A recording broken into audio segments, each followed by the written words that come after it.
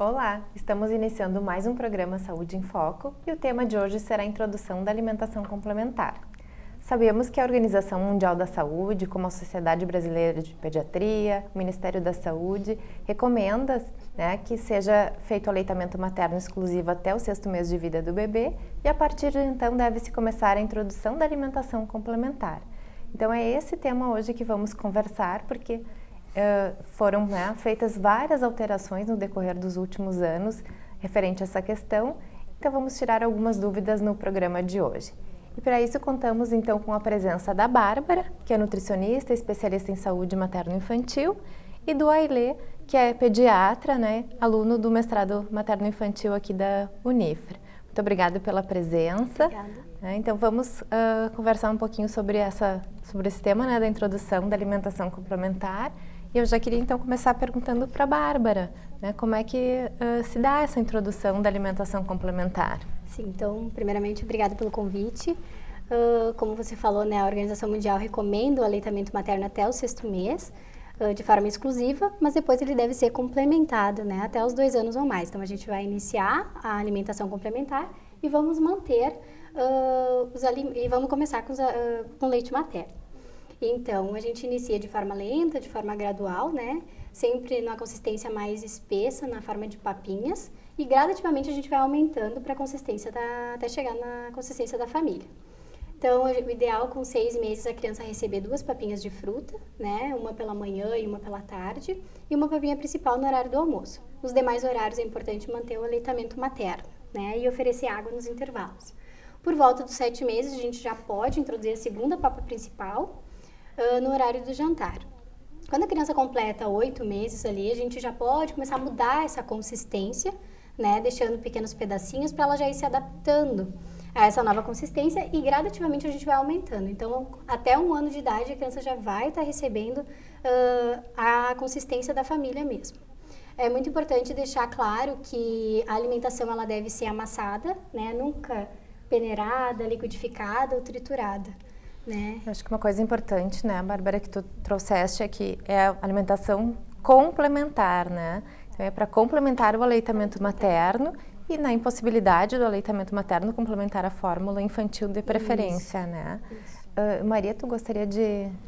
Gostaria só de complementar que a gente deve lembrar também que como a criança não conhece o sal nem o açúcar, não se faz necessário ser acrescentado na preparação dos alimentos dele, porque a criança não vai sentir falta, o bebê não vai sentir falta, Com certeza. Então, outra questão que nós estávamos falando da impossibilidade, do aleitamento materno, de se usar a fórmula infantil, mas em algumas situações as famílias não foram bem orientadas ou não têm condições e acabam oferecendo o leite de vaca, E como é que fica essa questão, então, do leite de vaca? Então, o leite de vaca, ele é totalmente diferente, nutricionalmente do leite materno. E ele não é recomendado para crianças menores de 1 ano, justamente por ser bem diferente, em termos nutricionais. Esse leite de vaca, ele pode acabar gerando alergias na criança, então a criança pode desenvolver alergia à proteína do leite, ela pode acabar sobrecarregando os rins, por ter um alto teor de proteína dentro desse leite. A criança pode desenvolver anemia, por deficiência de ferro. Algumas doenças respiratórias ela pode vir a desenvolver também nesse ciclo da vida. Doenças gastrointestinais, então a criança pode apresentar vômito, pode apresentar diarreia, porque o trato gastrointestinal ainda não está bem maduro. Então, o ideal é a gente não ofertar leite de vaca para criança menor de 1 ano, assim como os derivados também do leite. Então, não ofertar queijo, não ofertar iogurte, nesse primeiro ano de vida. Isso, tem muitos alimentos que acabam tendo leite, na sua composição e as famílias acabam não se dando conta, E aí, tu tens experiência, assim, com essa questão dessas intercorrências do leite de vaca introduzido precocemente nessas crianças? Tem. Eu tenho pegado no consultório, assim, vários casos de alergia ao leite de vaca, por causa dessa introdução muito precoce do leite de vaca na alimentação infantil. Uhum. E Paloma, acho que tu querias fazer um comentário. Sim, eu gostaria de saber se quando a mãe não produz o leite materno ou quando a criança não pode ter essa introdução do leite materno, o que pode ser feito? Então, Primeiramente, se a mãe não produz o leite, o ideal é sempre a gente estimular essa mãe, né? Tem técnicas para isso, que a gente pode colocar o bebê no peito para sugar, né? Fazer técnicas de translactação, que é quando a gente coloca o bebê no peito com o auxíliozinho de uma sonda que vai até o mamilo, né? E a gente coloca uma fórmula infantil para estimular, né? Para estimular os hormônios.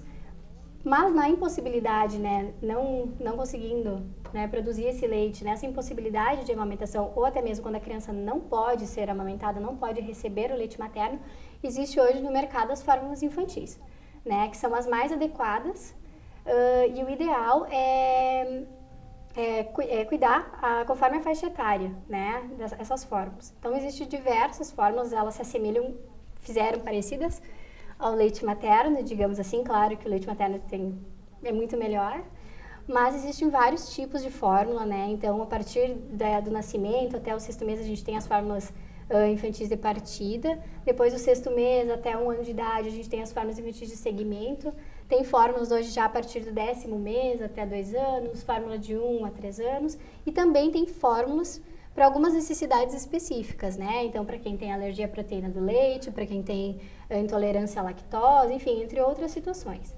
E nesse caso, é importante que se procure, né, o profissional, o nutricionista, para que a gente oriente qual é a melhor fórmula para cada bebê, né? E a quantidade que deve ser administrada também. Paloma, tu queria continuar questionando, né? Gostaria de saber qual é a melhor oferta que eu posso fazer para a introdução alimentar da criança. A escolha dos Isso, alimentos? Exatamente. Então, sempre preferi variar bastante os alimentos, né? Então, desde os 6 meses de idade. A gente diz que é sempre bom ter um prato bem colorido para que a criança receba todos os nutrientes que ela precisa para essa fase, né? É a partir dos 6 meses que a gente vai formar os hábitos alimentares da criança, que vai se prolongar até a vida adulta. Então, é sempre bom ter no prato um alimento de cada grupo alimentar. Então, ter uma fonte de cereal, o tubérculo, que daí seria o arroz, a massinha, a batata, né? Uma fonte de leguminosas, então um feijão, uma lentilha. Uma fonte de carne ou ovo, que sim, a gente pode introduzir o ovo já desde os 6 meses, bem cozido, né? E legumes e verduras, de preferência cozido no início da alimentação. E todos eles, como eu falei, amassados com o garfo, né? E oferecidos. Além disso, as frutas, né? As papinhas de frutas que a gente oferta devem ser bem variadas, escolher sempre as frutas da época, né? Então, oferecer no dia, pela manhã, uma fruta, à tarde outra fruta, né? Porque a criança vai descobrindo esses novos alimentos, né? Vai se acostumando com esses alimentos.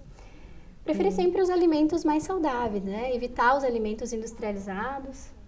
E a gente está falando bastante da consistência, né?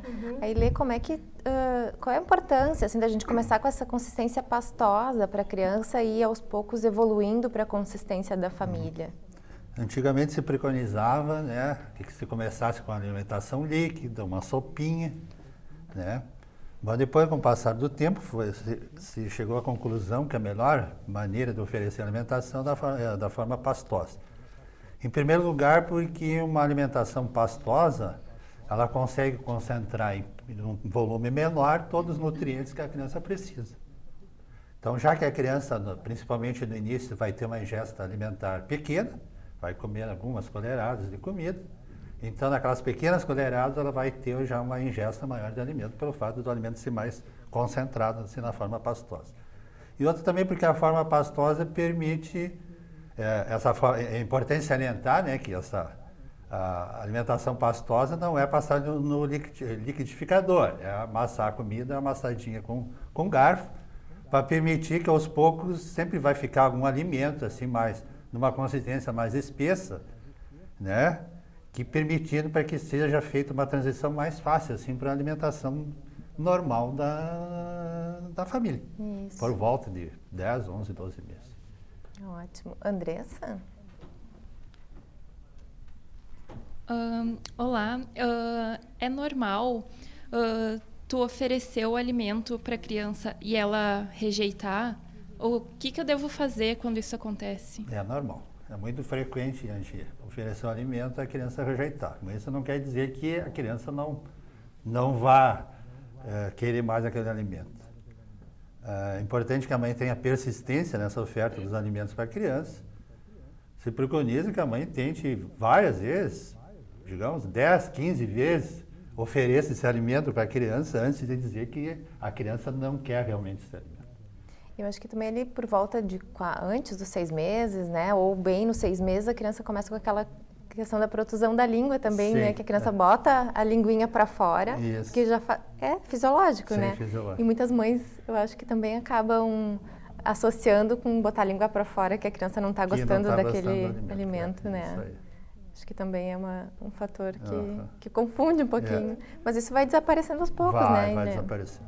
Então é importante salientar que a mãe deve oferecer várias vezes o alimento à criança, antes de achar que a criança não queira aquele alimento. E Maria, tu querias fazer alguma colocação? Caso a criança ou o bebê apresentar algum desconforto gastrointestinal após ela experimentar algum alimento, o que se deve fazer?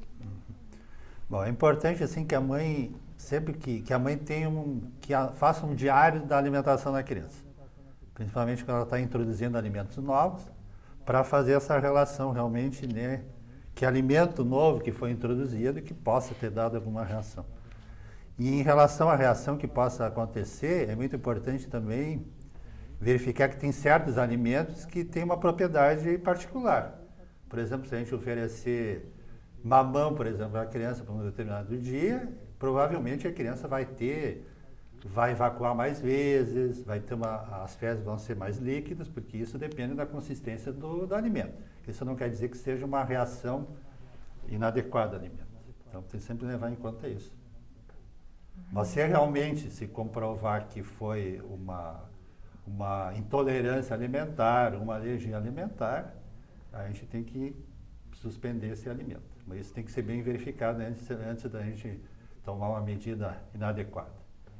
Isso, acho que é bem importante, né, essa questão de oferecer o alimento um por vez, mas que sejam alimentos da própria família, né, que já façam parte do contexto para a criança ir aprendendo com a família, né, porque a Bárbara também já tinha colocado de aprender a partir dos 6 meses, né, talvez a gente comece a aprender antes, lá na gestação ainda, né, porque a família acaba dando o exemplo.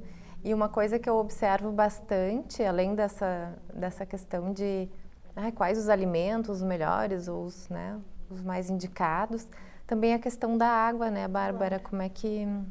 Quando a gente começa a dar água, Sim. em que momento, como é que Então, oferece?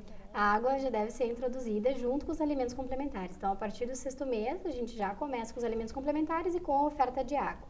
Essa água ela deve ser ofertada, então, nos intervalos das refeições. E a quantidade vai variar de bebê para bebê, né? O consumo que esse bebê vai ter vai se aumentando gradativamente, né? Conforme vai sendo oferecido para essa criança. Então é importante, né? Por mais que a criança hoje beba um pouquinho, é importante que a mãe vá oferecendo nos outros horários, né? E nos outros dias. E esse consumo vai aumentando. A gente tem recomendações, né? Que seria uma média de consumo, assim, em torno da criança que tem de 6 meses até 1 ano, em torno de 800 ml. Só que dentro desses 800 ml se incluem, né? A água que vai ser ofertada, né, nesses intervalos, e também a água que é proveniente do leite materno ou da fórmula infantil. Então é uma questão bem importante, né, levar em consideração a quantidade, oferecer várias vezes, e oferece como? No copinho, na mamadeira, como é que pode ser oferecido? O ideal é ofertar no copinho, né? Muitas mães têm ainda um receio de que a criança possa se engasgar, mas o ideal é manter a criança bem sentadinha, né? Porque a partir de 6 meses, assim, a criança já está tendo um controle. Normalmente já tem um controle de sentar, controle cervical. Então, oferecer com copinho, aos pouquinhos, né? Seria o ideal. E outra questão que está bastante, né, comentada, tanto, né, nas conversas entre as mães, no consultório, na rede social, é a questão do BLW, né, ou do Baby Led Weaning, que é uma técnica de alimentação da criança, que eu até brinco que aqui no Sul a gente sempre fez bastante, né, mas não tinha esse nome tão bonito, assim, Sim. né, que é de oferecer os pedaços já grandes para a criança comer com a própria mãozinha. Né? Como é que tem sido visto isso na introdução da alimentação? Então ainda existe poucos estudos a respeito, né, desse método, mas como a Fran falou, é um método que já vem sendo bastante utilizado, né? Mas eu acho que é um método que é bem interessante, porque a gente oferece o alimento em pedaços para a criança, é o comer sozinho, é deixar a criança comer sozinho, claro que desde que supervisionado, né, pelos pais, sempre os pais atentos, Mas a criança tem que dar sentada, né? Tem que ter já esse controle para se alimentar.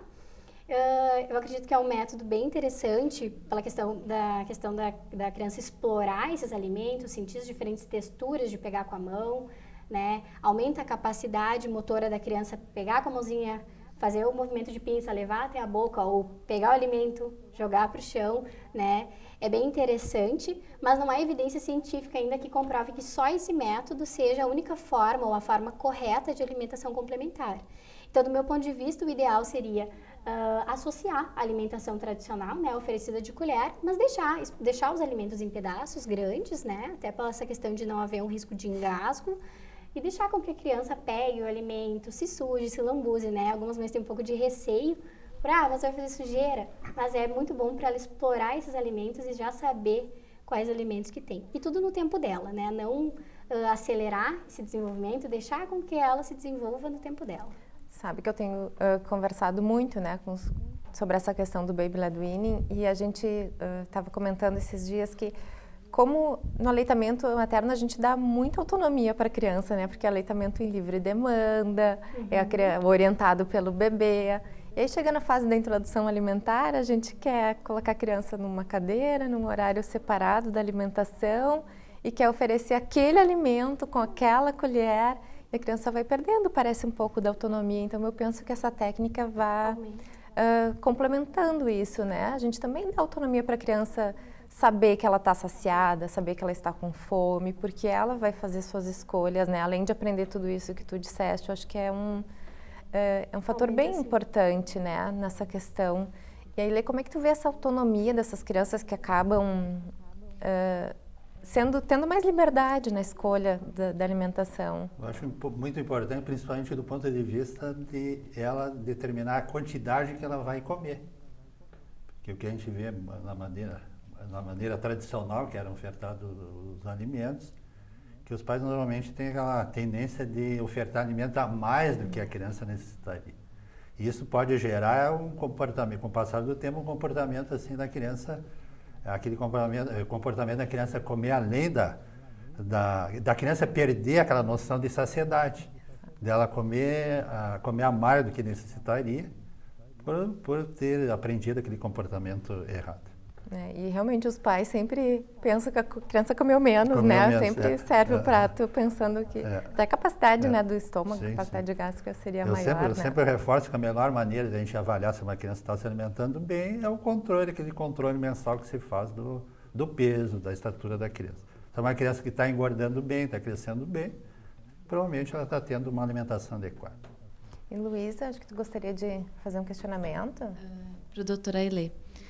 Voltando ao método BLW, um dos maiores medos das mães é que a criança se engasgue, né, ao ser oferecido esses alimentos inteiros. Como evitar que isso aconteça? Realmente é um risco, né? Por isso que sempre que a criança está se alimentando, sempre tem que ter a supervisão de um adulto. Outra coisa, a criança tem que estar preparada, tem que estar numa idade adequada, então geralmente a partir do 6º mês, que a criança consegue ficar na posição sentada, já tem uma habilidade motora mais adequada. E outra coisa importante, assim, que os alimentos sejam oferecidos de uma forma adequada também.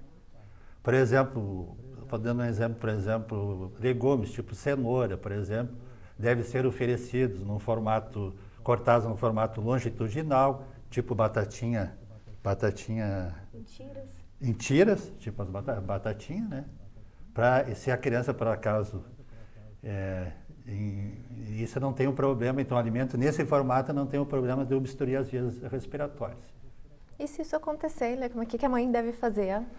A mãe tem que estar... É muito difícil acontecer, né? É uma coisa rara, mas a mãe tem que estar preparada para saber o que fazer naquela situação. A melhor maneira é pegar a criança, né, colocar de barriguinha para baixo, apoiada na perna e fazer pressão nas costas. Que ótimo. E ligar para emergência também, né? Sim, ligar para emergência também. E assim, pensando, né, saindo um pouquinho dessa questão do BLW, mas ou do método tradicional também, tem algum indicador? Como é que a gente pode saber que a criança não está tendo um bom desenvolvimento, um bom crescimento, né, que aquela alimentação não está sendo suficiente?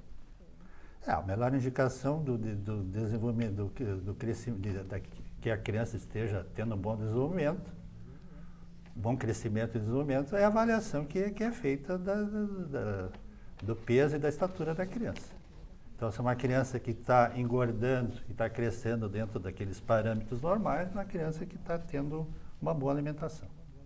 Acho que agora só para a gente já pensando, né, em finalizar um pouquinho esse assunto, acho que a Andressa ainda tem mais uma questão. Na parte, assim, a suplementação, né, do sulfato ferroso, ela é indicada para criança? Se sim, quando e por quê? O sulfato ferroso é indicado a partir do 6º mês.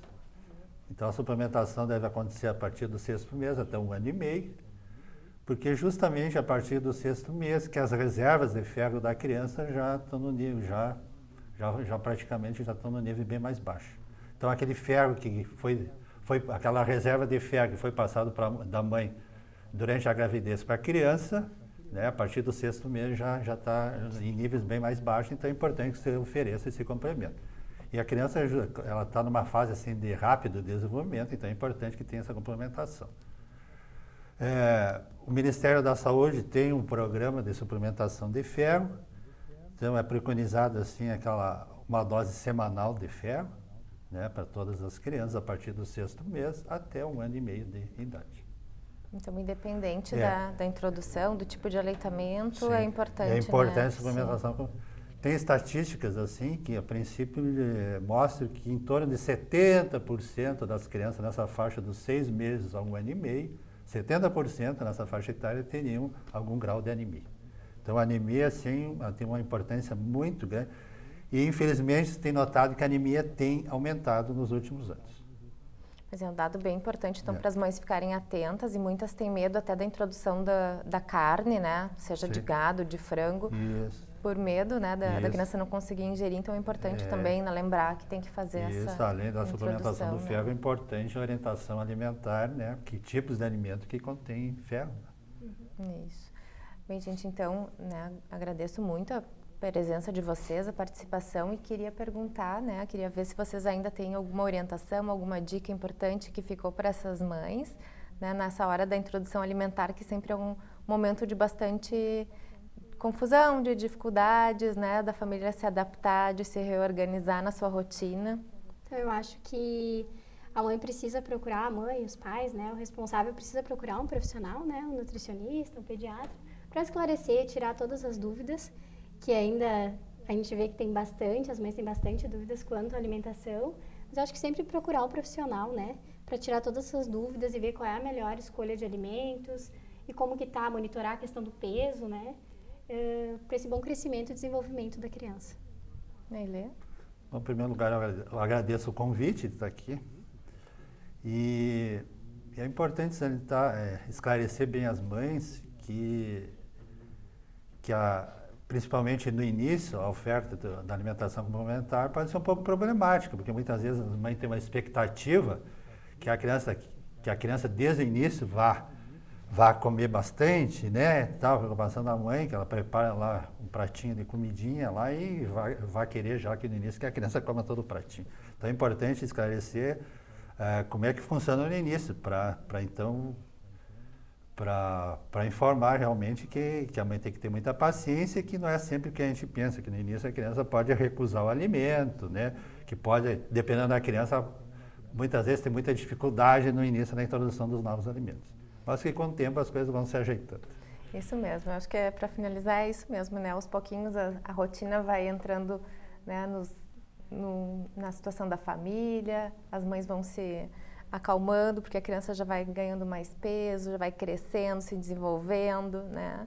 Então, essa fase é uma fase, é a introdução, né? Não é já a alimentação como um todo.